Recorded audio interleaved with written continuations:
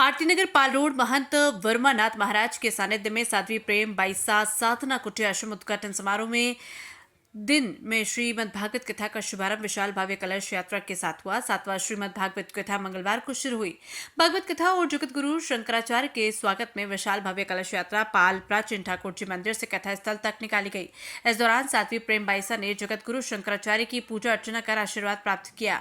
भागवत कथा के प्रथम दिवस की शुरुआत दीप प्रज्वलन, भगवत आरती और विश्व शांति के लिए प्रार्थना के साथ कथा शुरू हुई। साध्वी ने भागवत कथा के महात्म्य का सुंदर वर्णन भक्तों को श्रवण करवाया। उन्होंने कहा कि भगवान का स्वरूप है सतघन, चितघन, आनंद घन। ऐसे भगवान सच्चिदानंद को जो समस्त विश्व का पालन पोषण सृजन संहार करते हैं, जो अपने वेश में अपने स्वभाव में आनंद है, इतना वीआईपी बार बार भगवान की कथा सुननी चाहिए। बनने में नहीं, एक बार में तो सारे गुण नहीं आ सकते। हमने एक बार कथा सुन ली और हम परफेक्ट बन गए, यह संभव ही नहीं। बाईसा ने कहा कि कथा सुनोगे नहीं, ज्ञान की वृद्धि नहीं होगी। जीवन में 3 प्रकार के ताप होते हैं: दैहिक, दैविक, भौतिक।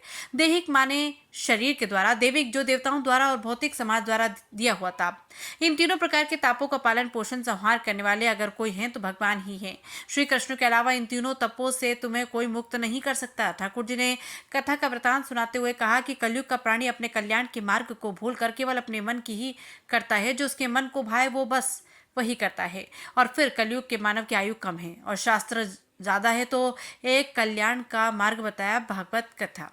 श्रीमद् भागवत कथा सुनने मात्र से ही जीव का कल्याण हो जाता है। महाराज श्री ने कहा कि व्यास जी ने जब इस भागवत नाम दिया तो बाद में इसे श्रीमद् भागवत नाम दिया गया। इस श्रीमद् शब्द के पीछे एक बड़ा मर्म छुपा है। श्री यानी जब धन का अहंकार हो जाए तो भगवान सुन लो, अहंकार दूर हो जाएगा। बाईसा ने कहा कि व्यक्ति संसार से केवल अपना कर्म लेकर जाता है, इसलिए अच्छे कर्म करो।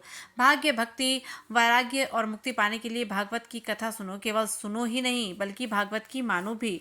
सच्चा हिंदू वही जो कृष्ण की सुने और कृष्ण की माने। गीता की सुनो और उसी की मानो भी। माँ बाप गुरु की सुनो तो उनकी मानो भी। तो आपके कर्म श्रेष्ठ होंगे, और जब कर्म श्रेष्ठ होंगे तो आपको संसार की कोई भी वस्तु कभी दुखी नहीं कर पाएगी।